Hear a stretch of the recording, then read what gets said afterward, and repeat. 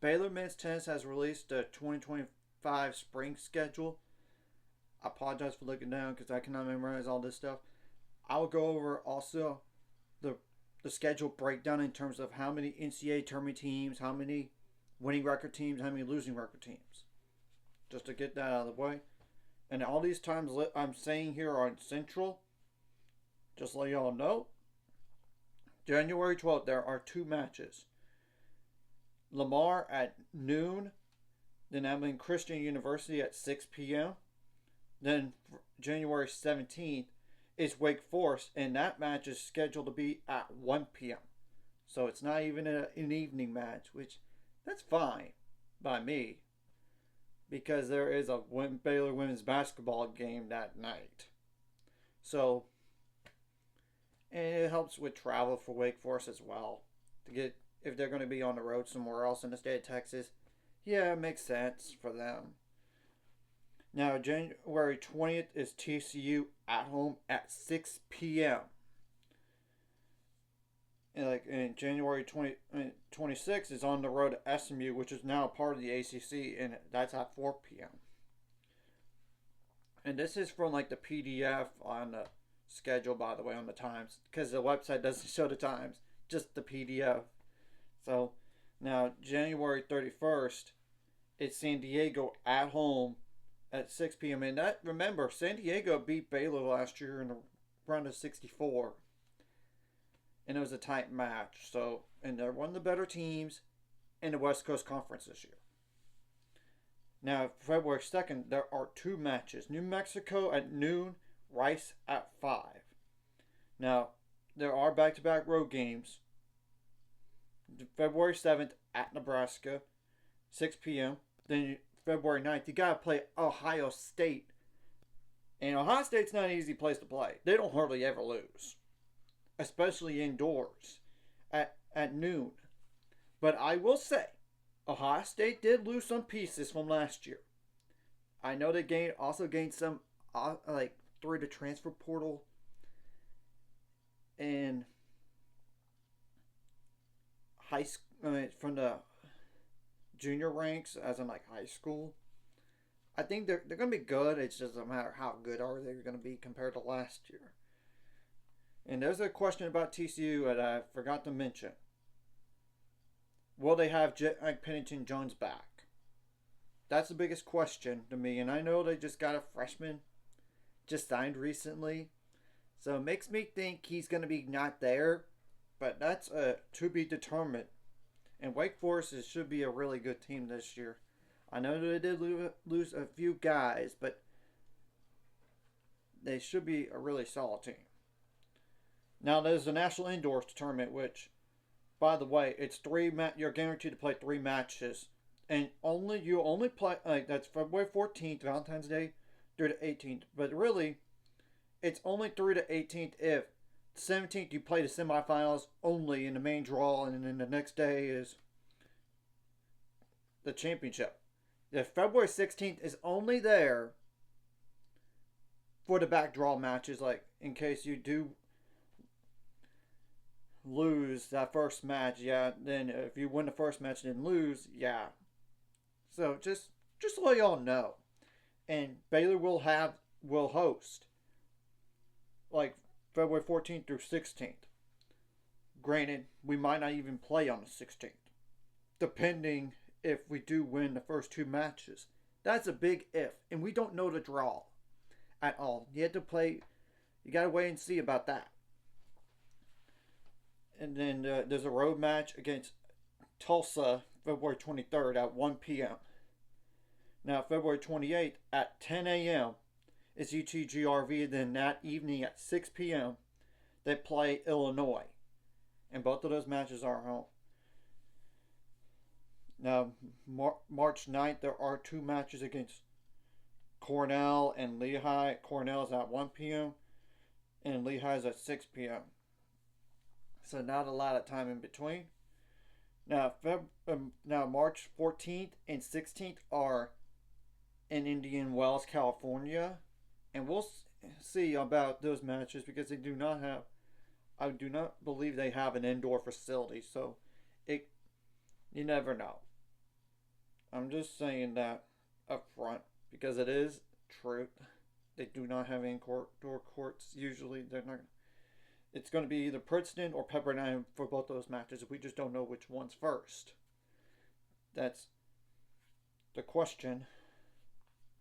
And then conference play starts March 21st. And yes, I know Baylor plays TCU, but that's a non-con match, and we do not play Texas on the schedule. Just a heads up. So March 21st, you get Arizona State at home 6 p.m. March 23rd, you get Arizona at home 1 p.m. And both of those teams are the better teams in the conference. It's good to get those at home. And I know there is a question about Arizona State's court to Bor or not. Will he come back? I mean, and I know the transfer that they got didn't play a ton this fall due to injury and not feeling 100%. But still. I would think that court one, Murphy Casson would be back. I know Arizona's court one is definitely back. He played in NCAAs, unless something crazy happens. You know. Then you got back-to-back three straight road matches in the Big 12. March 27th, you play Utah. We don't know the time yet. Utah should be improved from last year. It just doesn't matter how much. Then you got BYU on the road on March 29th. Do not know the time of that match yet. And if there are two matches on the road I'd rather play against, it's BYU and Utah. Because they're not as good when compared to the rest of the Big 12. I'm just being honest. And yes, altitude can be a factor. And BYU has 4 indoor courts. So if there is bad weather, they're going to have to move it inside, and there's only 4 courts in there. So just so y'all know, at least Utah has 6 indoor courts. That's the good news. I did my research. Then April 3rd, you got to go on the road to UCF. That's to be determined. We don't know. And hope that is a revenge match when I see one. That was one of those matches last year at home. They lost doubles and then lost all 6 first sets. It's hard to come back when you lose that many first sets. When you lose the doubles point, you just can't do that. And they try to fight back, but unfortunately, it was not enough. Now, there are 2 matches on April 6th. Oklahoma State at 1 p.m. and Prairie View A&M as a final non-con at 6 p.m. Then April 10th, you got Texas Tech at home at 6 p.m. Then the final conference match is on the road to TCU April 13th at 1 p.m. So Baylor does play 4 road matches in the Big 12. But I would say 2 of those are easier. Half of those are easier. The easier opponents in the conference. I wish Texas Tech was on the road instead of UCF. UCF is better. But it is what it is on that situation. Now, the Big 12 Championships will be hosted in Waco. It's the 16th through 20th on those days, and we do not know the times. And honestly, Elite 8 onwards, we know Baylor's hosting.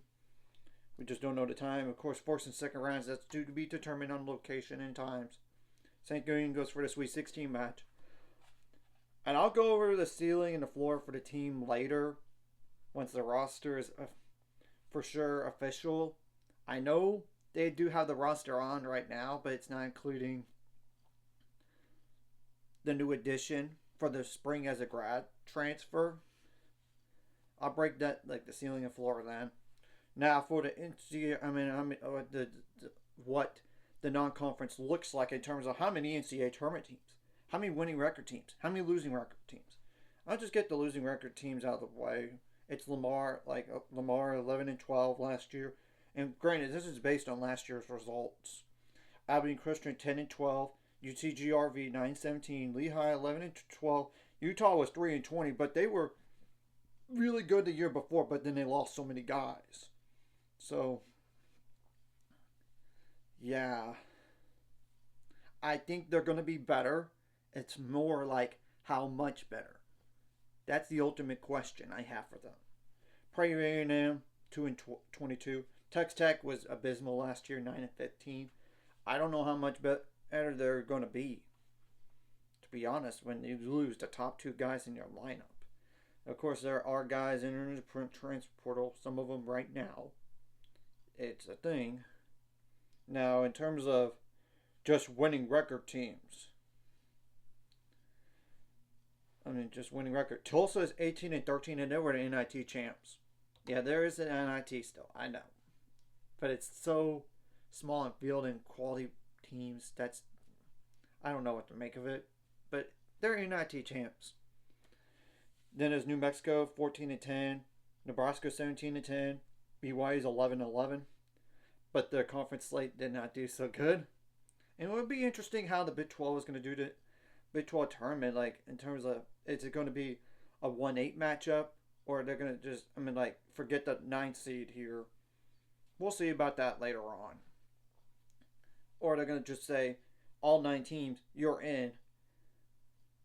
It's 8 versus 9, day 1, and then 1-8. 1 versus the winner of 8-9, then 2-7, 3-6, 4-5. You get the point. And go up from there. Now, there are some NCAA tournament teams. Wake Forest was 31-7 last year. They were in the Final Four. And they did push Texas some. They did. Now, TCU, we played them twice this year. And they were 28-4 with a national title. But that team is going to be different. Somewhat different. It's a matter of how much of a step back they're going to take. Because they lose like half their lineup already. They lost somebody to the transfer portal. They lost 2 seniors. Now, Jack Benjamin Jones is the ultimate question. If he comes back, I think TCU will be much better than I really think.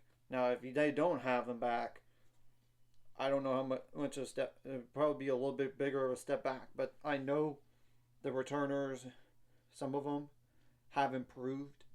And they got a good freshman coming in, I know. That's an intriguing match right there with them early on. Now, SMU was a round of 64 teams, 17-11. San Diego, 23-4, round of 32. Rice, 17-9, round of 64. Ohio State was 24-2 last year. They were a Final Four team. And let's be honest, they should have, if that Columbia didn't cramp so much, they would have lost the match. I'm just saying. Illinois was 17-10 last year, round of 32, but they were so close to going to the Sweet 16. Same thing goes for Illinois. I already said Illinois. Now, Cornell 19-7 last year, round of 32. Princeton 22-8 last year, round of 64. Princeton was only a round of 64 team last year, but it was very close. When you look at the results, 24-12 last year, 14-12 last year. Now, Arizona State was 26-4 last year. They went to the Sweet 16, but they were really close to making to the to the Elite 8. Really close. Now, UCF was 19-6 last year, round of 32. Oklahoma State was 18-10 last year, round of 32, and Arizona State was 18-10 last year, round of 32. But they were so close to making the Sweet 16. So it's a good schedule, to say the least. It has some balance, and it's good to be tested anyway. You gotta play, in order to be the best, you gotta play the best. And I know the team has improved a lot since last spring. Look at the results of the fall. Come on. They have 4 ranked doubles teams. Granted, one of them you have to split up the top 2, but still. And 3 ranked singles players. Though if Marco, I know if he would have done, he probably wanted to finish the fall better than he did. But if he did finish the fall better, I think he might have been ranked. But I still feel good about the team for this year, and I'll go over the ceiling and floor, I believe. Then and I'm just going to say it right now, this team is good enough to win the Big 12 this year. It's that open among 4 teams: Arizona State, Arizona, Baylor, and TCU. It's going to be interesting which team is not going to be the top 16 seed. I think they're going to be at least 3 of them but I don't know about 4 of them. I think if they get up to 4 Sweet 16 teams, that would really benefit the conference. But it all depends about the results. And as you can tell with some of these matches, and we do not know preseason rankings or anything like that right now because it's way too early for that. There are opportunities to boost your points for the computer rankings and not just like opinion rankings here. We're going to have to wait and see on the roster officially. And I'll go over like literally a week before all the matches begin, or within 4 days at least. Then like, what do I think about the singles and doubles lineup? The doubles lineup is like a crapshoot. I'm just saying, anything could happen there. So, anyways, if you like this content, hit the like and subscribe button. See you guys later on the road to 7 subscribers. Goals, ultimate goal. Hit 1,000 more. So many money out this course. Like a video, comment video really helps YouTube algorithm so more people see it. Sharing the video does help as well, so more people could watch. And if you're watching and not subscribe, hit subscribe button, hit the notification bell as well.